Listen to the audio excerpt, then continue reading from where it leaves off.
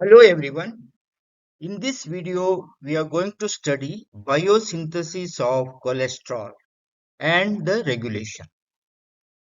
Cholesterol is an essential lipid present in all tissues.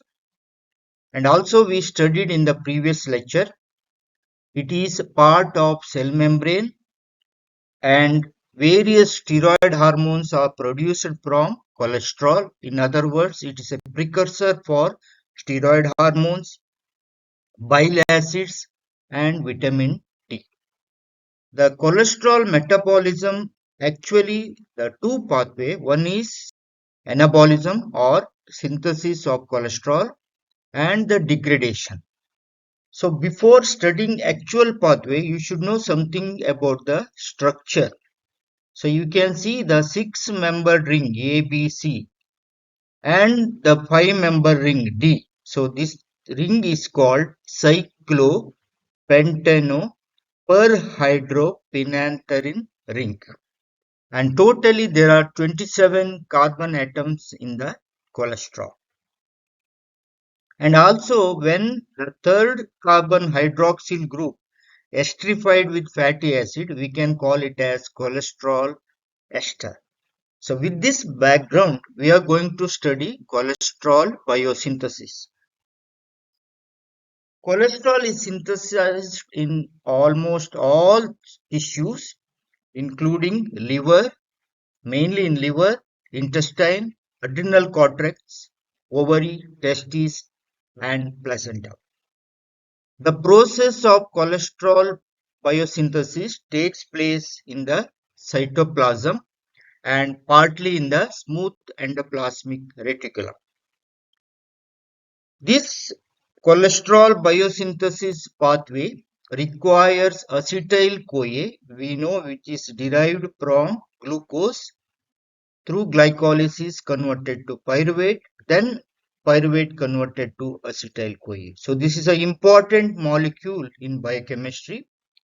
From this, we can produce fatty acid, we can produce ketone body, even we can produce cholesterol. And another important requirement is NADPH, which derived from HMP scent pathway. Energy in the form of ATP, various enzymes. So let's study the pathway. You should know the precursor molecule for cholesterol biosynthesis is acetyl-CoA, and we all studied previously acetyl-CoA is 2-carbon molecule. So from this 2-carbon molecule, we are going to produce 27 atom cholesterol. So initially what happens, two molecules of acetyl-CoA condense to form acetoacetyl-CoA catalyzed by thiolase. Here you can see clearly there is one coenzyme A, another coenzyme A, that means two coenzyme A. Here in this molecule there is only one coenzyme A, that means other coenzyme A is released. So the enzyme is thiolase. So this acetoacetyl-CoA now becomes 4-carbon compound. The next reaction is the third molecule of acetyl-CoA is added to this acetoacetyl-CoA to form an important molecule, what is known as HMG-CoA. So H stands for hydroxy, M stands for methyl, G stands for glutarate. So 3-hydroxy 3-methyl glutaryl CoA, or also we can call it as beta-hydroxy beta-methyl glutaryl CoA. It is known as HMG-CoA. So this specific reaction is catalyzed by an enzyme called HMG-CoA synthase. Now the HMG-CoA is actually 6-carbon molecule. So how many carbon compound we have to produce? 27. So far we have 6-carbon compound. So now we have HMG-CoA. Now this HMG-CoA reduced to mevalonic acid or mevalonate by an enzyme called HMG-CoA reductase. Okay, HMG-CoA reductase. This is the rate limiting steps in cholesterol biosynthesis. That means this is the regulatory step, or in other words, this HMG-CoA reductase is regulatory enzyme of this particular reaction. So this specific reaction consumes 2 NADPH plus 2 hydrogen, and this specific reaction occurs in smooth endoplasmic reticulum. Here also you can see coenzyme A is present in this HMG-CoA, whereas mevalonic acid does not contain coenzyme A. So that coenzyme A is released here. This mevalonate is still 6-carbon compound. So this HMG-CoA reductase is the rate limiting enzyme of cholesterol biosynthesis. This is a target of statin drugs. These statin drugs actually lower blood cholesterol by inhibiting this enzyme.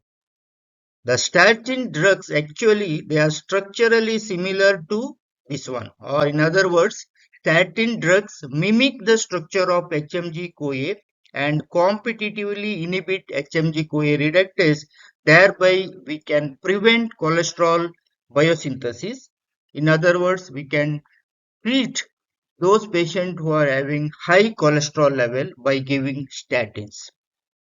So when you give statins, that leads to decreased cholesterol synthesis in the liver and reduced LDL cholesterol levels, which is bad cholesterol in the blood. So thereby statins are highly effective in preventing atherosclerosis and cardiovascular disease. This one application everyone should know. This specific step is a rate limiting or regulatory step. HMG-CoA reductase is the regulatory enzyme and it can be inhibited by various statin drugs. Here afterwards, there are many reactions. Eventually, mevalonic acid converted to 27-carbon cholesterol. So initially, the 6-carbon mevalonate undergoes phosphorylation and converted to 5-pyrophosphomevalonate. Okay, it requires energy in the form of ATP.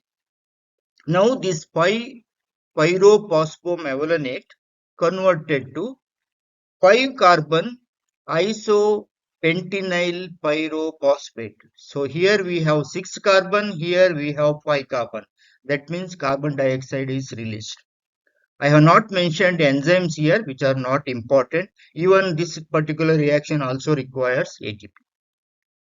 So the next reaction, isopentenyl pyrophosphate, is then isomerized to dimethyl allyl pyrophosphate or DPP. So this is just an isomerized reaction. So there is 5 carbon here, 5 carbon here. That means there is intramolecular alteration. So you must also remember these two activated molecules, that is isopentenyl pyrophosphate and dimethyl allyl pyrophosphate, are the building blocks for longer molecules. So the next reaction is IPP and DPP combine to form another compound called geranyl pyrophosphate, which is 10 carbon. Okay, one DPP and one IPP combine to form geranyl pyrophosphate, which is a 10 carbon intermediate. The next reaction is addition of another 5 carbon IPP or isopentenyl pyrophosphate forms farnesyl pyrophosphate, which contains 15 carbon atoms. The next reaction is two such farnesyl pyrophosphate combine head to head to produce squalene, which is 30 carbon compound. Okay, so 15 carbon FPP or farnesyl pyrophosphate So two molecules combine to form 30 carbon squalene. This specific reaction also requires NADPH as a reducing agent. Next, squalene is converted to first cyclized compound called lanosterol by an enzyme called squalene epoxidase and oxidosqualene cyclase. So we know that cholesterol is 27 carbon. Here we have 30 carbon. That means from here to cholesterol, there are many reactions which I have not written here.